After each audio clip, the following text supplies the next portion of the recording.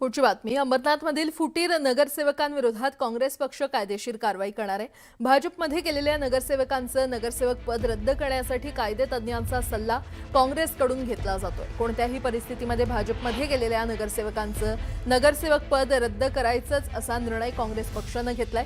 कायदेतज्ञांच्या सल्ल्यानं न्यायालयीन लढाई लढण्यात येणार आहे। अगदी सर्वोच्च न्यायालयापर्यंत लढा देण्याची ही तयारी काँग्रेसने केली आहे। या प्रकरणी काँग्रेस आरपारची लढाई लढणार असल्याची माहिती काँग्रेसमधील उच्च पदस्थ सूत्रांनी दिली आहे।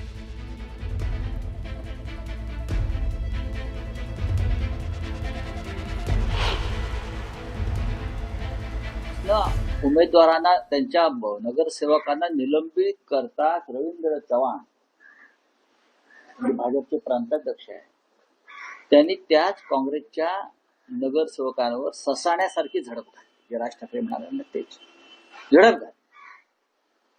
काँग्रेस विचाराचे लोक आहेत ते, काँग्रेसने त्यांना पक्षातून काढले आज काल, आणि तुम्ही त्याच काँग्रेसला आपल्या बरोबर घेऊन अंबरनाथ मध्ये सत्ता स्थापन करता का? तर शिंदेच्या लोकांना, शिंदे गटाच्या लोकांना सत्तेपासून दूर ठेवण्यासाठी।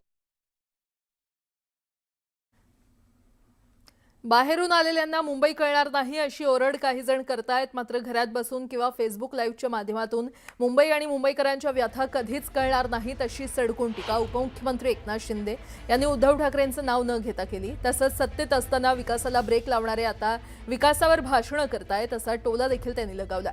चांदिवली इथे महायुतीच्या उमेदवारांच्या प्रचारासाठी त्यांची भव्य प्रचार सभा झाली आणि यावेळी ते बोलत होते।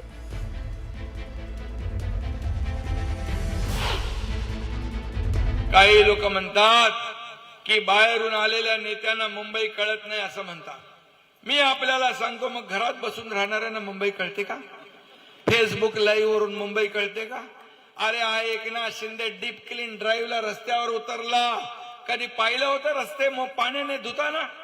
या मुंबईमध्ये ते पण मुख्यमंत्री असताना नाले सफाई करताना मी स्वतः नाल्याजवळ गेलो।